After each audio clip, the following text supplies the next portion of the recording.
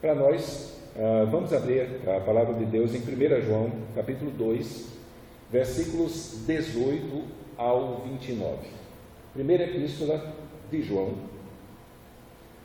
capítulo 2, versículos 18 ao 29. Mesmo sentados, nós vamos ler uma porção meio extensa. Eu quero que você preste atenção naquilo que é lido e nós vamos tentar, a partir desse texto, trazer algumas lições e algumas verdades que podem nos ajudar e podem nos blindar contra alguns males que, infelizmente, rodeavam a igreja no tempo do apóstolo João e, infelizmente, rodeiam bem de perto a nós como igreja, hoje em Sombrio, em Santa Rosa, São João do Sul, Praia Grande, Morro da Fumaça. Esses mesmos perigos transvestidos de uma roupagem diferente, mas na essência são os mesmos, estão continuamente diante de nós, tentando nos fazer, levar a fazer a mesma coisa que levou alguns membros da igreja naquela época e que João escreve essa carta para alertá-los. Então diz: filhinhos, já é a última hora, e como ouvistes que vem um anticristo, também agora muitos se têm feito anticristos, por onde conhecemos que já é a última hora.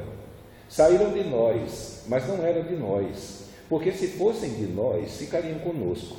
Mas isto é para que se manifestasse que não são todos de nós. E vós tendes a unção do Santo, e sabeis todas as coisas. Não vos escrevi porque não soubesses a verdade, mas porque a sabeis, e porque nenhuma mentira vem da verdade.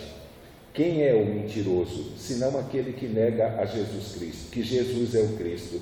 É o anticristo, esse mesmo que nega o Pai e o Filho. Qualquer que nega o Filho também não tem o Pai, mas aquele que confessa o Filho tem também o Pai. Portanto, o que desde o princípio ouviste, permaneça em vós. Se em vós permaneceu o que desde o princípio ouvistes, também permanecereis no Filho e no Pai. E esta é a promessa que Ele nos fez, a vida eterna. Estas coisas vos escrevi acerca dos que vos enganam, e a unção que vós recebeste dele fica em vós, e não tendes necessidade de que alguém vos ensine. Mas como a sua unção vos ensina todas as coisas, e é verdadeira e não é mentira, como ela vos ensinou, assim nele permanecereis. E agora, filhinhos, permanecei nele, para que, quando ele se manifestar, tenhamos confiança e não sejamos confundidos por ele na sua vinda. E sabeis que ele é justo, sabeis que todo aquele que pratica a justiça é nascido dele. Vamos orar mais uma vez. Pai amado, nós queremos pedir ao Senhor que venha ser conosco nessa noite, e que a Tua palavra venha nos instruir, Senhor.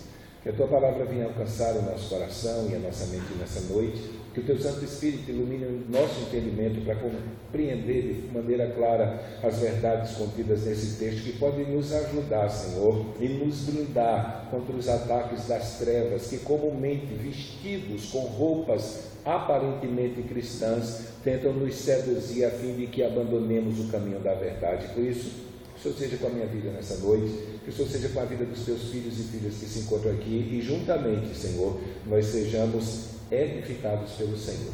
Pedimos assim, em nome de Jesus. Amém. O apóstolo João, a parte do Evangelho, ele é o autor inspirado de mais 4 livros, o livro de Apocalipse e as suas 3 cartas. No Evangelho de João, ele tinha um propósito específico em tudo aquilo que ele organizou, a fim de que as pessoas, lendo ou ouvindo a leitura do Evangelho, pudessem chegar ao final da leitura crendo que Jesus é o Cristo, ou Filho de Deus, e crendo tenhas vida em seu nome. Mas não é omitido, à luz das Escrituras, que quando o Evangelho começou a ser pregado, não houve nenhuma oposição. A partir do momento em que o Evangelho da verdade começou a ser anunciado, paralelamente à pregação do Evangelho de Jesus Cristo, o diabo semeou os seus obreiros pregando falsos evangelhos. Em alguns aspectos, eles maquiavam a mensagem do falso evangelho, mexendo em questões que são imprescindíveis à fé cristã. É muito parecido com aquela ideia que nós nos deparamos quando estamos pregando para um católico. Ele olha para a gente e diz: não, mas nós temos o mesmo Deus. E na verdade nós não temos. Porque aquilo que eles creem acerca de Deus não condiz com a maneira como Deus se revela nas Escrituras. Então eles não têm o mesmo Deus que a gente, não creem no mesmo Deus que a gente, como consequência não creem no mesmo Jesus que a gente crê, nem no mesmo Evangelho. Então, mas eles tentam criar uma imagem de que a diferença é tão pouca assim, que a gente poderia conviver, aceitando um ao outro do jeito que é. E aí é que mora o perigo, porque eles mexem apenas na aparência, ou eles deixam a aparência muito semelhante, mas na verdade a mexida que eles dão na essência do Evangelho é que é o grande problema. Então, se no Evangelho João enfatiza essa realidade de que tudo aquilo que ele escreveu no Evangelho foi para levar as pessoas a crerem que Jesus é o Cristo, o Filho de Deus, e crendo tenham vida eterna, tenham vida em seu nome, a partir do momento em que esses falsos evangelhos, ou esses evangelhos maquiados, começam a ser espalhados por dentro da igreja e infelizmente serem aceitos por muitas pessoas que estavam na caminhada cristã, se tornou necessário que o Espírito Santo movesse homens inspirados como Paulo, como Pedro, como João, como Judas, como Tiago, a fim de que eles redigissem cartas para as igrejas, a fim de alertar essas igrejas do perigo que elas estavam correndo. Basta você fazer uma leitura do Novo Testamento e basicamente você vai descobrir que talvez as únicas duas cartas, pelo fato de nós não termos um contexto muito seguro para nos agarrar, que não lidam com questão de falso ensino, é a carta aos Efésios, diretamente combatendo, e é a carta de Paulo aos Filipenses, que é conhecido como a carta da alegria, em que Paulo escreve essa carta para agradecer aos filipenses a oferta muito boa que eles mandaram para ele quando ele estava na prisão. Foi tão boa que ele pagou as contas dele e ainda sobrou dinheiro. Só que ele vai dizer lá que não escreveu aquela carta e não estava feliz por causa da oferta que eles mandaram, porque na verdade ele tinha aprendido a viver contente em toda e qualquer situação. Mas o restante das cartas foram escritas para blindar a igreja contra essas falsas doutrinas maquiadas de cristãs que estavam sendo inseridas dentro da igreja e estavam fazendo com que, infelizmente, muitos daqueles que haviam abraçado a caminhada abandonassem a caminhada. Então, se no Evangelho João enfatiza essa realidade de Jesus ser o Cristo, o Filho de Deus, e as pessoas crendo nele recebam vida, na sua primeira carta ele reenfatiza isso. Então, quando nós lemos a primeira epístola de João, a primeira epístola foi escrita com o propósito de dar garantia aos que creram em Cristo acerca da certeza da salvação. Principalmente por causa desses falsos mestres e falsos pregadores que estavam disseminando doutrinas acerca de Jesus Cristo que não eram muito coerentes com aquilo que o Evangelho apresentava diante dele. Então, a primeira carta é para dizer para os irmãos que creram: olha, vocês podem estar certos, eu estou dizendo para vocês que a salvação de vocês pela fé em Cristo está garantida. Isso ele vai deixar claro lá em 1 João 5, versículo 13. Então, a preocupação de João é que eles voltem a olhar para o passado, voltem a olhar para Jesus, voltem a olhar para a cruz e depositar na cruz do Calvário a certeza do perdão dos pecados, da purificação, da justificação e da vida eterna. Então João, no Evangelho, no primeiro capítulo, diz que o Verbo se fez carne e habitou entre nós, e nós vimos a sua glória. E aí um pregador desse, um falso mestre herege, ia dizer: não, mas ele não encarnou, não tinha um corpo, o que você teve foi uma visão. E aí na primeira carta, no primeiro capítulo, João vai dizer: nossas mãos pegaram nele. Não era uma visão, não era uma imagem, não era uma aparição espiritual, ele era de corpo, de verdade. Nós pegamos nele, nós pegamos. Então, primeira carta foi como se João estivesse mandando um documento carimbado dizendo para os irmãos que eles podiam ter certeza de que de verdade Jesus era o Cristo, o Filho de Deus, como ele havia promulgado no Evangelho. Já a segunda carta, ela foi escrita para denunciar justamente esses falsos mestres que estavam dentro da igreja, disseminando doutrinas que até certo ponto não eram tão extremas assim, mas mexiam na essência da fé. naquilo que não poderia ser mexido, principalmente em questões de salvação. Então a ideia era, olha, a gente tem a mesma ideia de Deus como Criador que vocês têm, Pai, tudo, a gente só tem uma ideia diferente de Jesus Cristo, mas a gente poderia conviver bem com isso. Não pode. Não dá. Hoje nós convivemos muito bem, infelizmente, com isso, né? Até eu ia falar, um exemplo de um choque desse de suportar a mexida em doutrinas essenciais. No caso, vai ter o show do Voz da Verdade aqui, o Voz da Verdade é unicista. Eles pregam declaradamente e explicitamente contra a doutrina da Trindade. E aí, quando ele prega contra a doutrina da Trindade, ele acaba com a personalidade individual de Cristo, ele acaba com a divindade de Jesus Cristo, e aí simplesmente desconstrói, um exemplo, tudo aquilo que João propôs provar quando escreveu o seu Evangelho, a fim de terminar o Evangelho dizendo que Jesus Cristo não é somente um filho distinto de Deus, uma pessoa distinta do Pai, mas também ele é Deus. E o Espírito Santo enviado é Deus, porque ele veio como substituto do Filho. Então, esse tipo de inversão doutrinária não pode ser suportado de maneira nenhuma pela Igreja de Jesus Cristo. Então, a segunda carta, João mira esses falsos mestres. Esses falsos mestres. Um dia, eles têm um programa na TV, né, e eu fiquei horrorizado, assim, porque aquele cantor, o Moisés, eu acho, ele passou o programa todo desafiando uma pessoa que provasse a doutrina da Trindade da Bíblia, e se alguém conseguisse provar, ele dava a caminhonete importada que ele tem. E eu fiquei olhando lá, por quase meia hora. Ele ficou enrolando, quem provar, mas na verdade a ideia dele é que alguém dissesse para ele onde é que está escrito o nome Trindade na Bíblia. Então o nome Trindade não está lá, mas a doutrina a qual esse nome foi atribuído está. Deus subsiste em três pessoas, na pessoa do Pai, do Filho e do Espírito Santo, distintas, mas divinas, participantes da mesma essência.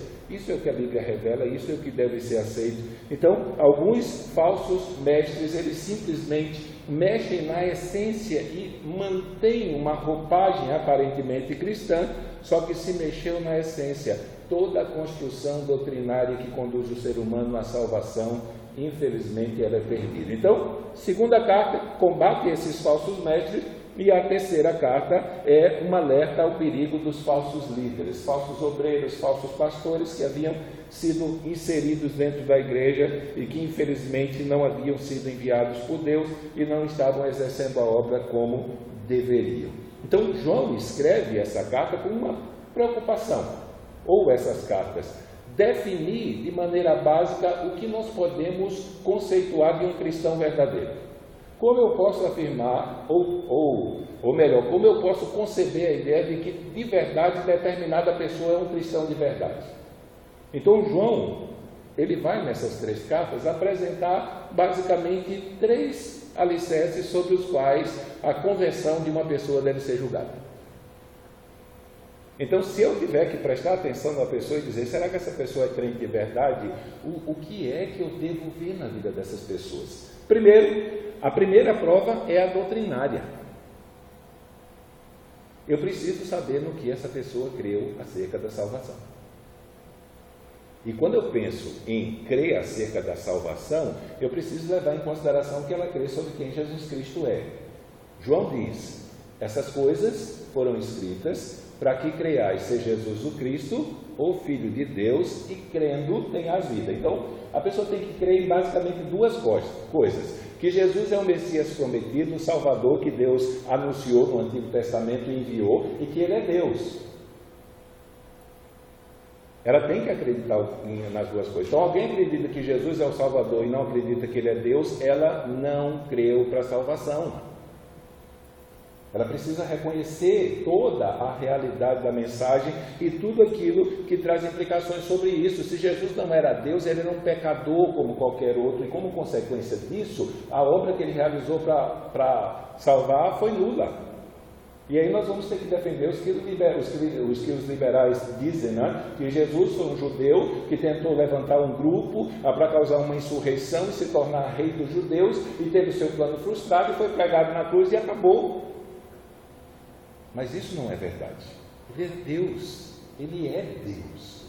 O Deus perfeito que veio a esse mundo a fim de realizar a única obra que de verdade poderia salvar pessoas imperfeitas e más como nós. Então, para que a salvação pudesse se tornar viável para a gente, era preciso que, ao contrário de Adão, um homem, ser humano, conseguisse viver perfeitamente o padrão da lei de Deus. E aí ele foi tentado em tudo, não pecou, nos representou como Adão era o nosso representante, recebeu o nosso castigo e a partir dele, agora pela fé nele, nós somos expostos à vida eterna. Então, primeira coisa, o que é que essa pessoa crê? O que é que ela crê? E aí nós lembramos daquilo que nós partilhamos domingo. Nós não podemos abrir mão do Evangelho. Salvação é pela graça, por meio da fé. E deu. Se ao acrescentarmos mais qualquer coisa a isso, somos malditos. Por isso que Paulo escreve aos Gálatas, no capítulo 1, horrorizado com o desvio da fé de um monte de crentes da Galácia, dizendo para eles: vocês seguiram pregadores que pregaram um outro evangelho e que, por acreditar no outro evangelho, estão debaixo da maldição, são amaldiçoados. Como é que vocês, que tiveram a oportunidade de terem conhecimento do evangelho, da graça de Cristo, abandonam esse evangelho para seguir a pregadores que vão para o inferno? Paulo está horrorizado, depois de toda a oportunidade. Então, é um risco muito grande. Então, não se pode abrir mão da verdade. Se você prestar atenção e ler a primeira epístola de João, e você vai contando quantas vezes ele cita a palavra verdade. É o tempo todo a verdade, vocês andam na verdade, e aí a verdade. Há uma preocupação muito grande de João em incutir na mente dos seus ouvintes que aquilo que eles creram acerca de Jesus Cristo é a verdade que salva, e se eles abrirem mão disso, não existe mais possibilidade e perspectiva de salvação para eles. Então, a prova doutrinária, aquilo que as pessoas creem, isso de verdade é o primeiro passo para definir se de verdade alguém está salvo ou não. A gente sempre usa aquele álibi, né? Chega para uma pessoa e diz: olha, se você morrer agora, para onde você vai? Se ela pensar, você pede para ela não responder que você já sabe. Porque para um cristão isso sai automático. Para uma pessoa que creu de verdade em Jesus Cristo, a certeza de salvação é algo que faz parte. Ele pode ter dúvida de muita coisa, por desconhecimento, mas com relação à salvação, essa obra o Espírito Santo faz no coração. Segunda marca, segunda evidência de que possivelmente uma pessoa é convertida, é a prova social ou a prova do amor. Por incrível que pareça, e a gente conhece gente assim, é possível uma pessoa professar uma doutrina bíblica verdadeira, inclusive a do amor, e ser um diabo com os outros no seu relacionamento. Então, infelizmente, na nossa caminhada evangélica, nós conhecemos um monte de gente que, se nós fôssemos ímpios, dificilmente nós quereríamos ser crentes por causa do testemunho dele, não da pregação. A pregação é muito bonita, mas quando envolve essa questão do relacionamento, da prática, do exercício do amor na comunidade, aí eles são um desastre. E aí não existe prova de amor a Deus sem que ela se evidencie na questão do relacionamento pessoal entre os irmãos. Tanto que João vai chegar lá no 4:20 dizendo que quem diz que ama a Deus e não ama o seu irmão é mentiroso, porque como ele pode dizer que ama a Deus a quem não vê, se não consegue amar o seu próximo, o seu irmão a quem vê?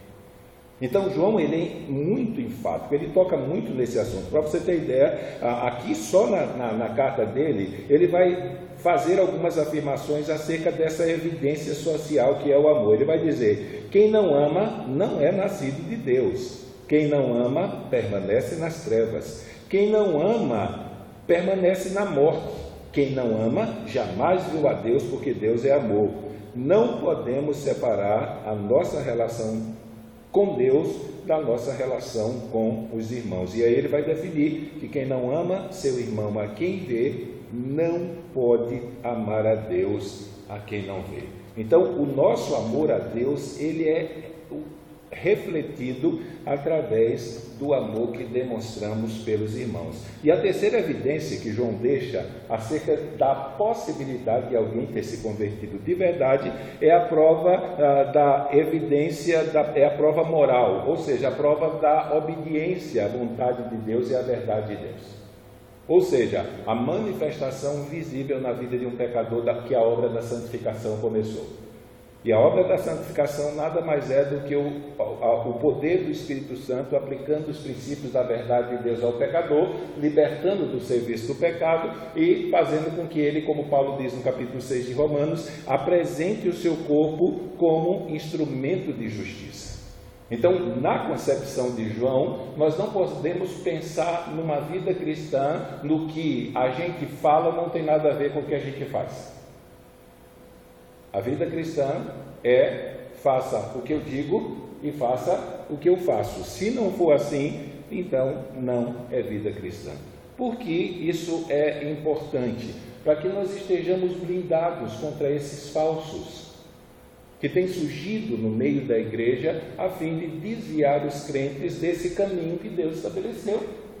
Então João, ele escreve a sua carta já no início e a princípio combatendo esses ensinos errados acerca de Jesus Cristo, pregado pelos falsos mestres. Esses mestres, eles foram influenciados pelo dualismo grego, que no final do segundo século passou a ser chamado de gnosticismo, né? Normalmente as pessoas fazem um anacronismo e trazem a definição, o termo passou a ser usado no final do primeiro século, início do segundo, para as escrituras, mas na verdade eles foram influenciados pela filosofia grega dualista, que dizia o seguinte: o escritor aos Hebreus, ele pega a estrutura emprestada de que a realidade espiritual é a perfeita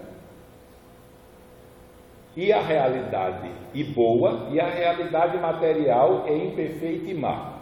Logo, se Jesus Cristo era Deus, como ele disse que era, e como as pessoas afirmam que era, ele não poderia ter um corpo físico.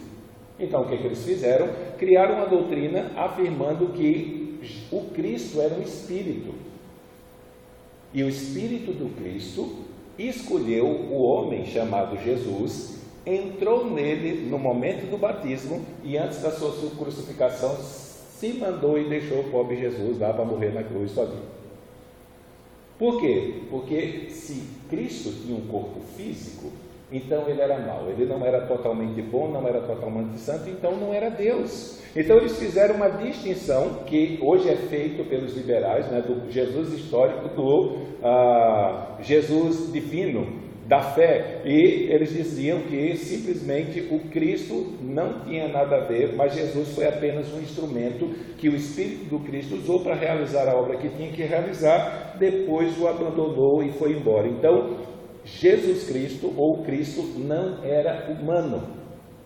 Então, se Jesus não era humano, não possuía um corpo físico, consequentemente não houve derramamento de sangue no sacrifício do ungido, do prometido por Deus, e se não houve sacrifício de sangue, aquele Jesus que morreu era pecador, então não há salvação, não há perdão, não há justificação, não há representação, e toda a esperança de fé do cristão simplesmente foi embora.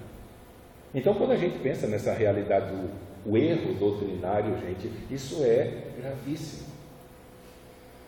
É muito grave. Talvez o nosso mundo seja mais conivente com isso por causa dessa influência ideológica que tem permeado a nossa sociedade, que tem feito com que as pessoas acreditem que não existe mais verdade absoluta, mas agora existe um conjunto de verdades que nós, pela nossa liberdade, podemos escolher qualquer uma em um aspecto religioso, nós podemos seguir qualquer caminho, porque na verdade as religiões são nada mais nada menos do que vários caminhos que levam ao mesmo Deus. Então esse tipo de ensino não é verdadeiro. Porque o caminho não está na religião, o caminho está na pessoa de Jesus Cristo, que veio a esse mundo para salvar pecadores. Pedro bem o disse lá em João capítulo 6, a partir do verso 60, daquele discurso em que Jesus aparece diz para as pessoas que se elas não comerem da sua carne, não beberem do seu sangue, elas não podem segui-lo, elas abandonam, ele se volta para os 12 e diz, vocês também querem me abandonar? E Pedro se levanta e diz, para quem iremos? Só tu tens as palavras de vida eterna. Nós fazemos parte de uma religião porque a religião nada mais é do que a associação de um grupo de pessoas que creem numa verdade religiosa e se unem para cultuá-lo e partilhar a sua vida em comum juntas. Então, nós somos uma religião porque temos um credo. Existe um conjunto de verdades que nós acreditamos e por esse conjunto de verdades nós vivemos, existimos e esperamos. Então, nesse sentido, Tiago vai dizer que a revelação verdadeira a religião tem as falsas, e o que vai definir a falsa da verdadeira, primeiro, é o conteúdo doutrinário, segundo, é o poder transformador que esse conteúdo doutrinário produz na vida do que crê, através de uma vida de amor incondicional pelo próximo e através de uma vida de obediência aos mandamentos do Deus que eles professam crer. Então, João começa já no primeiro capítulo a combater esses ensinamentos errados, deixando claro que quem der ouvidos a esses ensinamentos será conduzido pelo curso desse mundo, e aí ele termina a primeira parte lá no versículo 16, falando para os adultos e falando para os jovens que eles não deveriam amar o mundo nem o que há no mundo, porque seguir a esses falsos mestres é andar segundo o curso desse mundo, porque elas são contrários à verdade de Deus. Então aqui eles vão falar algumas coisas acerca desses falsos mestres e desses crentes verdadeiros que podem trazer lições para nós imprescindíveis. Então, conforme nós vemos aqui, João ele se depara com uma igreja um pouco desencantada com a realidade da caminhada. E não era fácil, gente. Final do primeiro século, o contexto das cartas é o mesmo do Apocalipse. A igreja já estava debaixo de severa perseguição. Então a vida dos cristãos era uma vida difícil, porque a qualquer momento, por força da perseguição, eles poderiam ser presos, eles poderiam ser levados à tortura, ou eles poderiam ser mortos por causa da sua fé. Essa era a rotina da vida da igreja no final do primeiro século. Então havia um certo desencanto da igreja, entrando dentro da igreja com relação à perspectiva da sua fé. E aí, se aproveitando desse desencanto, é um desencanto até parecido com o nosso, né? Hoje em dia, o desencanto da igreja é porque ela quer que a igreja se torne um programa de auditório, e a cada culto ela traga uma novidade, a cada pregação se ensine para ela uma coisa diferente. Eles não querem mais saber da Bíblia, não querem mais saber de doutrina, não querem mais saber do Evangelho, não querem. E via de regra, o culto de doutrina é o culto menos frequentado em qualquer igreja que eu conheço. Eu não conheço uma igreja que o culto de doutrina seja o mais frequentado. Mas todas que eu conheço é o que vem na gente. Por quê? Porque a nossa geração não considera a doutrina uma coisa importante. Só que o primeiro pilar na carta de João, sobre o qual a evidência de uma conversão genuína está estabelecida, sobre o critério da doutrina. Porque se a fé não estiver depositada numa doutrina verdadeira, então a salvação dessa pessoa, ela não é anulada, ela não existe, porque somente em Jesus Cristo eu tenho conhecimento de tudo aquilo que Cristo fez. Hoje em dia, por causa esse desejo de novidade, aí os falsos mestres se aproveitam e se inserem dentro da igreja, oferecendo para o povo novidades. Uma coisa que eu vou adiantar aqui, que é interessante, é que esses falsos mestres, eles não foram expulsos da igreja. Eles vieram, ensinaram as bobagens, contaminaram um grupo de pessoas e depois saíram. Isso é o que acontece hoje. Eles aparecem, eles contaminam a multidão, depois vão embora, levam a multidão junto e fundam seu próprio ministério. E basicamente é fácil identificá-los. Por quê? Porque eles continuam desprezando as escrituras, a pregação da palavra e o ensino do mesmo jeito que esses aqui desprezavam. Como eles eram dualistas, ou, usando o termo gnóstico para ficar mais claro, eles reivindicavam para si o ato de haverem recebido revelações superiores da parte de Deus, que não tem nada a ver com a Escritura. Não tem nada a ver. Eu escutei há alguns dias um bambambam desses aí, que é bem famoso no Brasil, e ele simplesmente vai dar suas palestras nos congressos, e ele chega lá e vai dizer para os irmãos aquilo que Jesus Cristo disse para ele no dia anterior, quando apareceu de noite para conversar com ele. Para ele, Jesus todo dia aparece para ele, para ensinar para ele a doutrina. E ele passa para a igreja aquilo que Jesus vem ensinar. Ele não leva a Bíblia, não prega a Bíblia, não prega nada. E multidões de pessoas que professam ser crente correm atrás desses falsos. Porque, na verdade, eles não querem vida cristã. Eles querem novidade, igual ao curso desse mundo. Então, João, ele escreve essas cartas para nos prevenir desse perigo, para, de alguma maneira, infiltrar ou injetar em nós um antivírus que possa nos levar a identificar esses falsos quando eles aparecerem.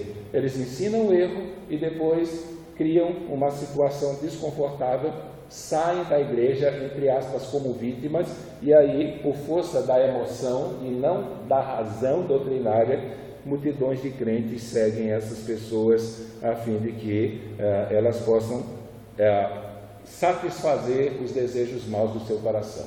Se você ler Atos capítulo 20, Paulo, lá no 28, vai dizer aos presbíteros de Mileto, de Éfeso, que estavam em Mileto, que ele chamou. Ele diz: cuidai do rebanho sobre o qual o Espírito Santo vos constituiu bispos para apacentarem a igreja de Deus que ele comprou com seu próprio sangue. E aí ele vai se despedir, vai abraçar os irmãos, vai dizer para os irmãos que o sangue dele está limpo, ele está limpo porque ele nunca deixou de ensinar todo o desígnio de Deus, mas ele vai dizer o motivo pelo qual ele deu aquela exortação do 28. Ele diz: porque depois que eu for embora, se infiltrarão no meio de vocês lobos vorazes, e do meio de vocês também se levantarão. Então não vem só falso de fora. Às vezes o falso está dentro, só esperando o momento de se manifestar. E esse foi o caso aqui. Eram membros da igreja que participavam do exercício da liderança, participavam do ministério de ensino e da pregação, que infelizmente contaminaram a igreja e levaram a igreja a abandonar, ou parte da igreja a abandonar a sua fé em Jesus Cristo. Então, com relação a esses homens, no versículo 19, vocês vão ver João fazer uma afirmação. E a afirmação de João não apenas engloba os mestres, os falsos, mas engloba também os crentes que seguiram ele. Então ele vai dizer que eles não eram dos nossos, por isso que eles saíram. Eles foram embora e abandonaram a caminhada da fé, ou seguiram uma doutrina contrária do Evangelho, porque eles não são dos nossos. Isso aconteceu e, infelizmente, hoje em dia, tem alguém na igreja, se desvia, os irmãos, via de regra, ficam procurando um motivo para culpar pelo fato do irmão ter saído, indo embora e voltado para o mundo. Ele voltou para o mundo porque nunca foi da igreja. Ele virou as costas para Jesus Cristo porque nunca seguiu ele de verdade. Isso é básico. Uma pessoa, depois de ter ouvido o Evangelho da graça de Deus, o perdão oferecido, a vida eterna oferecida por Cristo, simplesmente vira as costas e volta para o mundo.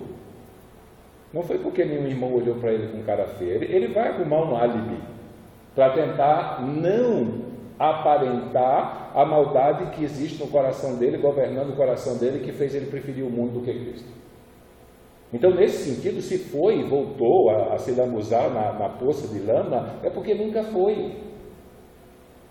Ele não conseguiu ficar. É aquilo que Jesus diz: o cão voltou a lamber o seu vômito. Porque a sua natureza verdadeira era aquela que tem prazer nas coisas desse mundo. Então saiu esses mestres, e o modus é esse. Por isso que a gente a cada semana ouve dizer que uma igreja se dividiu e alguém fundou o seu ministério próprio. O modus operandi é esse: o cara se introduz lá dentro, começa a disseminar coisas contrárias àquilo que a igreja acredita e prega, e aí contamina um grupo de pessoas e depois diz: eu vou embora daqui. Só que ele já ganhou com o erro aqueles que quiseram dar ouvidos ao erro, e aí eles vão embora junto. Então, tanto eles saíram do nosso meio porque não eram dos nossos, pode ser uma alusão a esses falsos mestres que, aproveitando o desencanto de alguns da igreja pelo Evangelho e pela vida cristã, ofereceu possivelmente uma vida mais tranquila, mais fácil. Aqui, uma vida maquiada de uma espiritualidade superior. O cara chega para mim: e aí, na tua igreja Deus fala? Ele fala todo culto, a gente prega a Bíblia, lê a Bíblia. Eu nem, olha, sinceramente, eu às vezes tenho que me cuidar para não magoar a pessoa, xingando ela com adjetivos depreciáveis assim. Mas é complicado, como as pessoas são não, eu não vou nem usar a coisa porque está sendo gravado. Mas a saída dos mestres falsos são uma prova de que eles nunca foram crentes de verdade.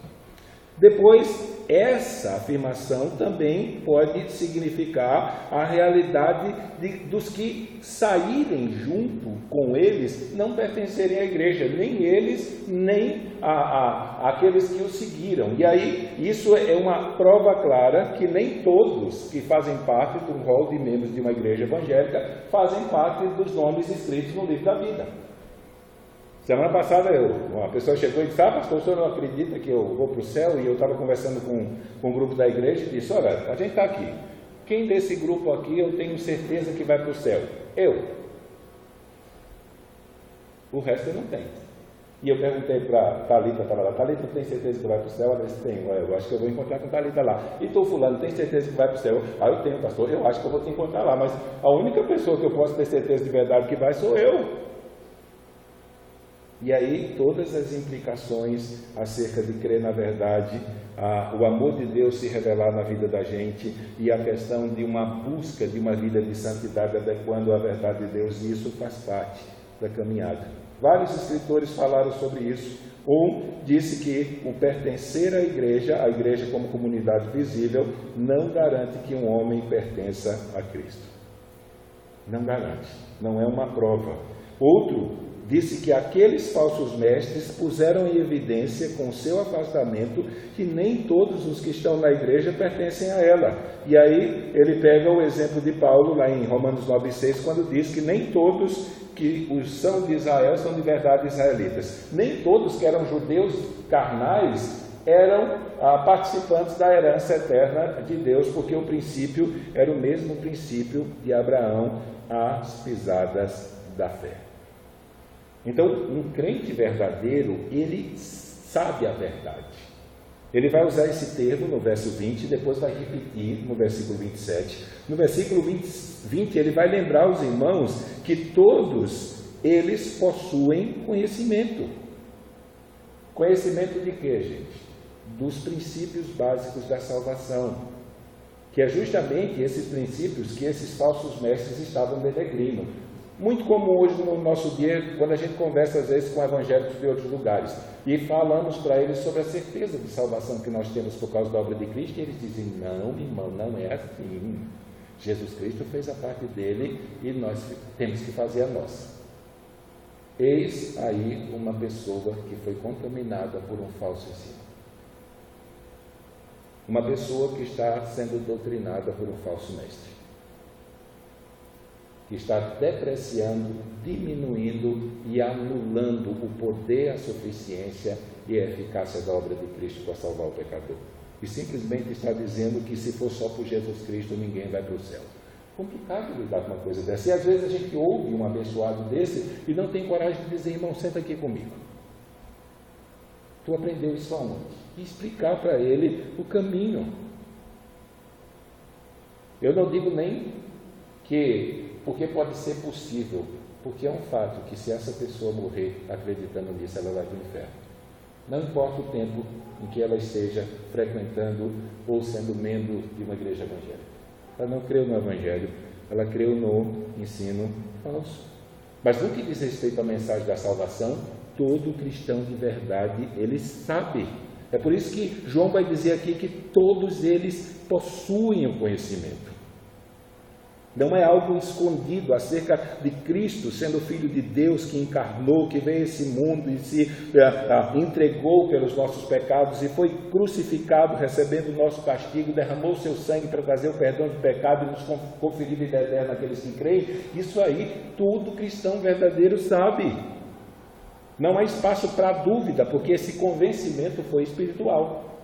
Lá em João capítulo 16, verso 8 ao 10, falando sobre o Consolador, o Espírito da verdade, ele convencerá o mundo do pecado, depois da obra que Deus fez para libertá-lo do pecado, da culpa e da condenação e do juízo. Então, há uma obra iluminadora do Espírito Santo, através da qual a fé nessa verdade vai trazer o pecador para o reino de Deus. A parte disso, os gnósticos, esses pregadores que estavam contaminando os irmãos, eles diziam que eles faziam parte de uma casta seleta que recebia uma revelação direta de Deus, e só através dessa revelação é que o homem poderia receber a salvação. Então, para elas, a salvação era produto de um conhecimento secreto, especial e avançado, que não era acessível a todos os crentes.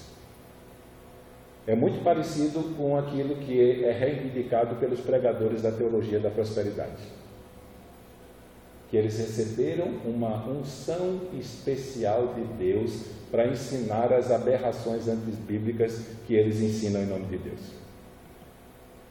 Então havia isso lá, eles receberam uma separação especial para serem alvos de um conhecimento espiritual que conduz o homem à salvação, e não é todo mundo que pode fazer parte desse grupo. E é justamente esse o maior problema que nós enfrentamos hoje com divisões de igreja. São falsos pregadores, falsos mestres que se levantam no meio da igreja e eles se intitulam como súperes espirituais em detrimento dos outros pastores, dos líderes e em detrimento dos outros da igreja. E infelizmente muitos irmãos ainda continuam por ignorância caindo nesse conto de vigário e abandonando a caminhada cristã no que diz respeito ao exercício da fé. Então, quando ele diz aqui, vai dizer que não é preciso que ninguém lhes ensine, é acerca das verdades concernentes à salvação. Por isso que nós sempre dizemos, todo crente de verdade, ele sabe pregar o Evangelho. Porque para ser crente de verdade, ele creu na mensagem do Evangelho, e se ele não sabe a mensagem do Evangelho, então ele não é um crente de verdade, não é o salvo, e consequentemente ainda está perdido. Então, João atribui a realidade da certeza e da consciência da mensagem da salvação à obra do Espírito Santo, que nós vamos explicar mais adiante. Uma das coisas que esses falsos reivindicam é a ideia de que eles recebem novas revelações diretas de Deus. A gente enfrenta isso com a turma da Congregação Cristã do Brasil, né? Normalmente, quando ele vai convidar uma pessoa que já frequenta uma igreja evangélica, muitos usam o álibi de que na igreja que o irmão participa, o pastor tem que passar 2, 3, 4 horas estudando para pregar de noite. E aí ele convida o cara para ir lá, porque lá a mensagem de Deus sai na hora, sai quentinha. Não precisa estudar, Deus dá a mensagem na hora.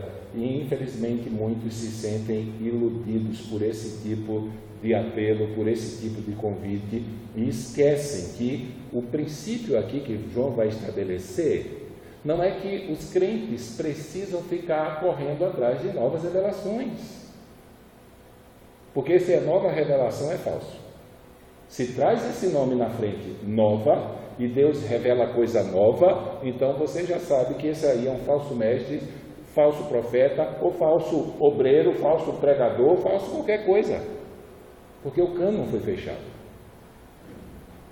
O cânon foi fechado. E se de verdade nós queremos viver uma vida cristã alicerçada no padrão que Deus estabeleceu, é sobre a revelação que Ele deixou para nós nas Escrituras que nós devemos fundamentar a nossa fé. Então João, quando escreve para os irmãos que estão sendo tentados por aqueles que recebem revelação nova, ele vai dizer para eles que eles não precisam ir atrás de novas revelações, mas na verdade a maior defesa deles é lembrar do que eles já aprenderam, daquilo que está escrito.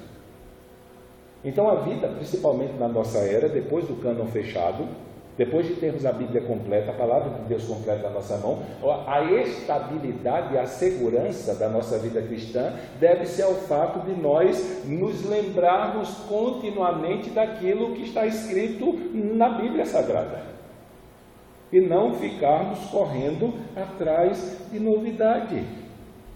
João vai dizer para eles que está escrevendo não porque eles não conhecem, mas porque eles conhecem já. Eles conhecem a verdade. Então não é necessário, eles já foram expostos a essa realidade. Um exemplo claro, vocês terminaram 1 Tessalonicenses agora, né? 1 Tessalonicenses, capítulo 4, verso 9, Paulo vai dizer o seguinte: no tocante, escrevendo para eles, no tocante ao amor fraternal, não há necessidade que eu vos escreva, porquanto vós mesmos estáis por Deus instruídos que deveis amar uns aos outros. Paulo diz: eu não preciso dizer isso para vocês já sabem que vocês têm que amar uns aos outros.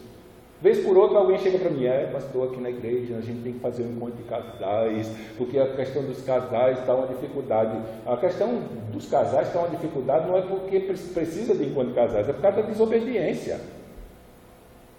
Quando é um homem que me diz isso, eu digo: me diz uma coisa, tu não sabe que tu deve amar tua esposa e se sacrificar por ela? Tu não sabe que tu é o provedor da casa, o cuidador, o protetor, aquele em que a tua família deve depositar a sua confiança e deve se sentir protegida, que tu é o responsável pela saúde espiritual da tua família, no que diz respeito às questões espirituais, tu tem que tomar frente, e dá uma lista de coisas para fazer, eu sei. Então o problema não é falta de encontro de casais, é desobediência tua. Do mesmo jeito a mulher. Não sabe que tem que ser submissa ao marido, honrar seu marido, cuidar dele, tem que ser uma boa dona de casa? Eu sei, então a gente não precisa de encontro de casais para dizer isso. A gente precisa que Deus faça um milagre no coração para a gente ser obediente. Que o Espírito Santo nos convença do nosso pecado e nos leve a praticar aquilo que nós aprendemos. Nós sabemos, mas falta aquela terceira marca. Nós não somos obedientes à verdade que aprendemos. Nós conseguimos até discutir com os irmãos, debater com os seus irmãos e quase brigar com os irmãos por causa de doutrina. Mas parece que fica nisso. Nós parecemos aqueles filósofos históricos e epicureus que se reuniam no Areópago para debater coisa por nada, só por debater. Mas a palavra de Deus, ela não é assim. Então João se volta e diz: olha, eu estou escrevendo para vocês porque vocês sabem a verdade. E vocês não sabem porque eu ensinei e estou mantendo o ensinamento, mas por causa do Espírito Santo que habita e guia vocês. Então eu quero estar vacinado com essas coisas, eu preciso estar trazendo à minha memória continuamente, como diz Jeremias, aquilo que me dá esperança. Então o que de verdade a igreja necessitava não era uma nova verdade, mas sim pôr em prática nas suas vidas a verdade que já conheciam, as verdades que já conheciam. Era obedecer aquilo que eles já haviam aprendido. Agora, isso não quer dizer que eu ensinei uma coisa uma vez e não vou voltar a ensinar. Eu me lembro que quando nós fomos no último encontro de teologia, o Congresso de Teologia Brasileira, um amigo nosso, e é um problema de arrogância, isso é um problema de ego. Eu não vou para o culto porque eu já sei tudo que vai ser ensinado lá. Isso é um problema de ego inflado, de orgulho, soberba ou qualquer adjetivo que você queira acrescentar que seja mais aplicável para essa realidade do que outro. Mas nós estávamos lá e passou um amigo nosso de João Pessoa, e ele olhou para a gente e fez, disse: tu vai sair. O cara estava pregando sobre a graça de Deus. E aí ele se levantou e a gente disse: tu vai para onde? Ele fez: não, ele está chovendo, uma olhada. E foi embora. Disse para a gente que o cara estava ensinando coisas que ele não precisava mais aprender. Aí estava eu e o Manuel sentado, né? O Manuel me cutucou e fez: Emildo, olha para ali. E aí, enquanto esse de ego inflado, se achando o gás da Coca-Cola e o último biscoito do recheado do pacote em relação ao conhecimento teológico, estava saindo porque achava que não precisava, estava o Nicodemos e o Chevy sentado no primeiro banco lá, nem piscava o olho com a canetinha deles, anotando o que o cara estava dizendo na pregação. E o Manuel disse: olha, como que pode uma coisa dessa? O cara sai daqui dizendo que não precisa escutar aquilo que está sendo pregado, porque é chovendo molhado, e a gente vê o chefe onde podemos lá com a agendazinha dele, a caneta na mão, nem pisca, prestando atenção e anotando tudo aquilo que o cara estava dizendo. Ou dizer que não vem no culto porque vai ser repetido aquilo que nós já ouvimos. Na carta de Paulo aos Romanos, no capítulo 15, verso 14 e 15, Paulo vai dizer o seguinte: e certo estou, meus irmãos, sim, eu mesmo, a vosso respeito, de que estáis possuídos de bondade, cheios de todo conhecimento, aptos para vos admoestardes uns aos outros. Entretanto, vos escrevi em parte mais ousadamente, como para vos trazer isso de novo à memória, por causa da graça que me foi otorgada por Deus. Então Paulo estava escrevendo a mesma coisa que ele já havia ensinado para os irmãos, só para que os irmãos não esquecessem, para que os irmãos estivessem trazendo à memória deles aquilo que eles já sabiam. Lá em Filipenses 3:1, Paulo vai dizer: eu não me canso de dizer as mesmas coisas a vocês, porque isso é segurança. Isso é segurança. Eu enfrento isso em casa. Às vezes a gente chega para os filhos e diz: olha, essa semana vocês vão ler tal livro, mas eu já li. Vocês vão começar a ler a Bíblia de novo, mas a gente já leu a Bíblia toda, mas vai ler de novo. Porque na cabeça deles, eles já leram uma vez, já sabe, e não precisa mais. Mas não pode. Nós somos falíveis na nossa mente, nós temos uma mente limitada, corrompida. Nem tudo que a gente aprende fica lá, e é necessário que a gente esteja revendo, até que esse conhecimento se firme.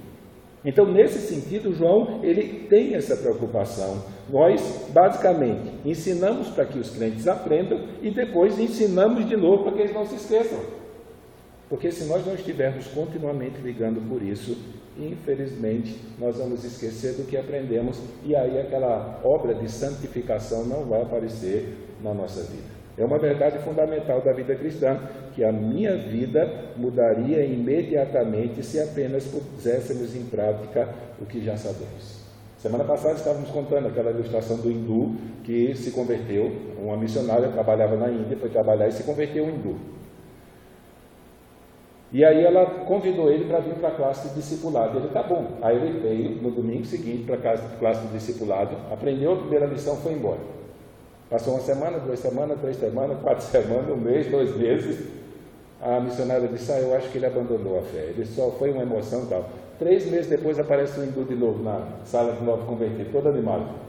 Aí no fim da aula ela chamou ele: mas por que você tem que vir toda semana? Por que você demorou 3 meses para vir? Ele disse: não, porque aqui na Índia a gente não pode ter a primeira lição antes de conseguir praticar a segunda, a gente não pode aprender enquanto não praticar a primeira. Então o que ele aprendeu na primeira lição da escola do discipulado, ele levou 3 meses para pôr em prática, mas ele só voltou para a segunda porque conseguiu. Nós não temos essa mentalidade.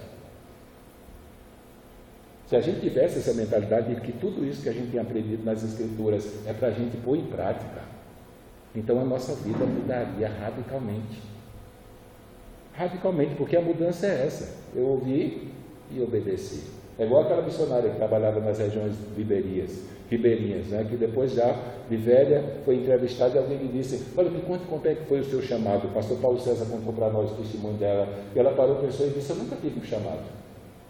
Eu apenas li a ordem e obedeci. Então, vida cristã é assim. Nós fomos iluminados pelo Espírito Santo e convencidos de que a palavra de Deus é a verdade, e é a partir dessa verdade e da obediência dela que a nossa vida é transformada. Então eles estavam disseminando uma mentira, que Jesus não era o Messias prometido, esse Jesus homem que veio, mas que na verdade foi um homem que o Espírito de Cristo entrou nele e saiu, que Cristo era um Espírito e aí por diante. Então essa grande mentira estava afastando o povo do caminho do Senhor, e João escreve essa carta para convencê-los de que na verdade eles precisavam crer no Jesus Cristo que veio, porque sem crer em Jesus Cristo eles jamais poderiam ter acesso ao Pai. Sem crer em Jesus Cristo eles jamais conseguiriam conhecer o Pai. Na verdade, Jesus Cristo era a revelação do Pai no limite em que os seres humanos podem compreender. Então, nesse sentido, não crer em Jesus Cristo era não crer em Deus, e não ter Jesus Cristo era não ter Deus. No Evangelho, João deixa isso muito mais claro. Mas eu queria ler um texto de Mateus capítulo 10, versos 32 e 33, em que Jesus diz: portanto, todo aquele que me confessar diante dos homens, também eu o confessarei diante do meu Pai que está no céu. Mas aquele que me negar diante dos homens, também eu o negarei diante do meu Pai que está nos céus. Então não dá para ter uma vida de comunhão com Deus deixando Jesus Cristo de lado. E crer em Jesus Cristo deve levar em consideração todas as afirmações bíblicas acerca de quem Ele é. Pelo menos são 3 confissões. Primeira, a confissão de que Jesus é o Filho de Deus, é o Filho divino, o único Filho que Deus teve, que é tão Deus quanto Ele, que veio a esse mundo para se oferecer pelos nossos pecados. A confissão de que Jesus Cristo é Senhor, e talvez a nossa deficiência de obediência e de santidade deve-se ao fato de que nós não aceitamos ninguém mandando na gente e nos dizendo o que nós temos que fazer o tempo todo. Então talvez a confissão de que Jesus Cristo é o Senhor seja mais afetada. Eu não quero um Jesus que tenha que me dizer o que eu tenho que fazer, o que eu tenho que dizer, como é que eu tenho que pensar, como é que eu tenho que planejar, desde a hora que eu acordo até a hora que eu durmo, por toda a minha vida. E aí eles vão descambar na heresia de dizer: eu tenho livre-arbítrio e aí eu posso fazer o que quiser, eu tenho direito. Pode. Lá em Eclesiastes, capítulo 12, ele vai se voltar para os jovens e vai dizer: ele pode fazer o que ele quiser, ele pode usufruir das coisas, só que ele precisa lembrar que um dia ele vai comparecer diante de Deus para prestar conta do que ele fez com a vida dele. Então Jesus Cristo é o Filho de Deus, Jesus Cristo é o Senhor e Ele é o Messias. Ele é o Salvador, aquele que veio a esse mundo para representar o pecador diante da lei de Deus, assumir a culpa do pecador, ser castigado pelo pecado que ele não cometeu, a fim de que pela fé nele o pecador tenha esperança e esperança de vida eterna. Então, rejeitar o Filho, rejeitar Jesus Cristo, é rejeitar qualquer tipo de possibilidade de ter comunhão com Deus ou de ter vida eterna. Ele vai dizer aqui porque o crente de verdade ele sabe disso. 2 textos, versículo 20, versículo 27. No versículo 20 ele diz: e a unção que vós recebeste dele permanece em vós. E no 27 ele vai dizer: não é necessário que ninguém vos ensine, mas a unção que vocês receberam da parte dele fica convosco e ela vai ser o guia. Ele usa uma expressão aqui, apesar de nós termos as pessoas tentando tomar o pano de fundo judaico-cristão e o pano de fundo grego para tentar definir, mas o pano de fundo da afirmação dele é o Evangelho, porque ele vai personificar a unção aqui. Ele começou chamando a quem ele estava direcionando a carta de filhinhos. Então isso pressupõe que eles são crentes. E para serem crentes é necessário que eles tenham tido uma experiência na vida, que Paulo deixa claro em Efésios capítulo 1, verso 13, quando ele diz: depois de teres ouvido a palavra da verdade, o evangelho da vossa salvação, e tendo nele crido, fosse selado com o Espírito Santo da promessa para o dia da redenção.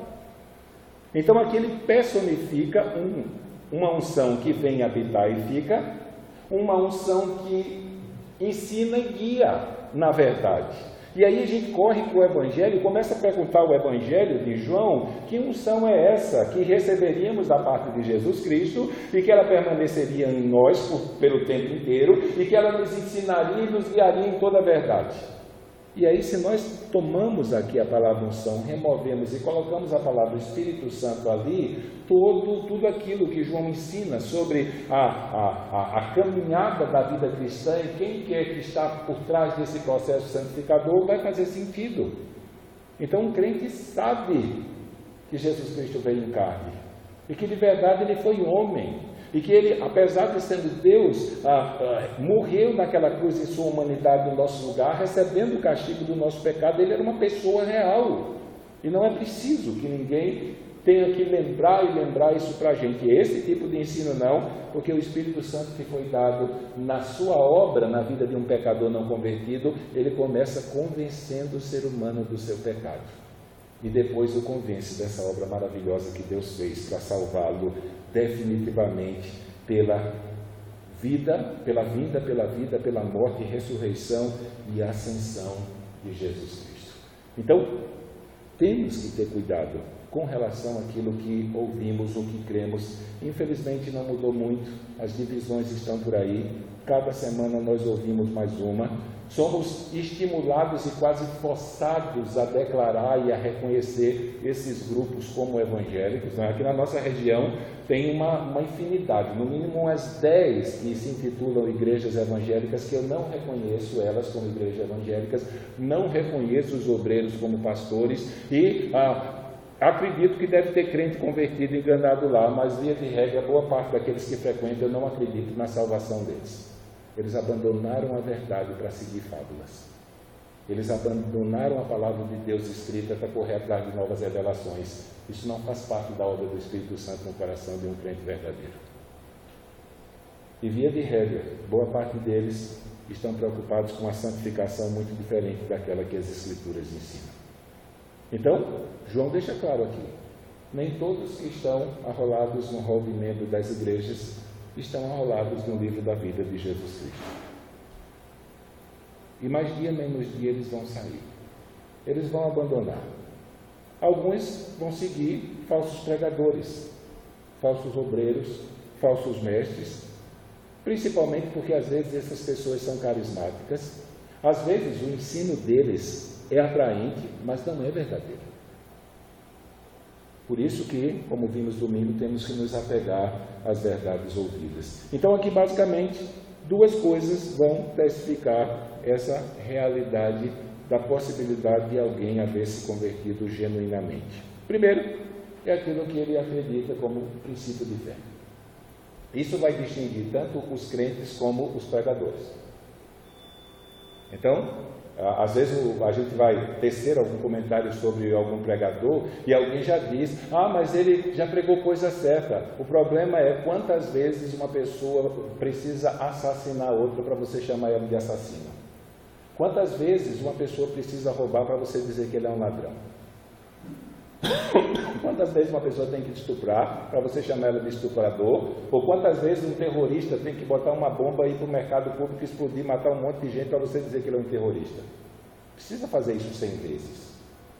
Porque os falsos pregadores precisam fazer isso 1000 vezes para você dizer, olha, ali vai o falso. Não precisa. Não precisa.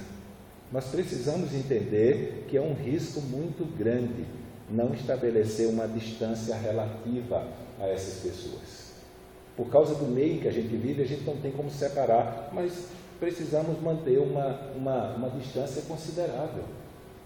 Você vai no lugar e a pessoa diz, olha, depois do louvor que foi abençoado, o povo chorou, olha, não precisamos mais ter pregação hoje aqui. Então, para uma pessoa dessa, a gente sempre diz, você não ouça com um pé atrás, ouça com mais ou menos 1000 pés atrás. Porque ela já demonstra que as Escrituras Sagradas não é o fundamento da fé. Esse foi o grande abismo que caiu às pessoas que seguiram o movimento G12. Esse foi o grande abismo que caiu às pessoas que seguiram a doutrina da prosperidade. Falsos mestres, falsos profetas se levantando, dizendo que receberam uma unção especial de Deus para pregar aquelas mentiras, para eles verdades, as novas revelações que eles receberam.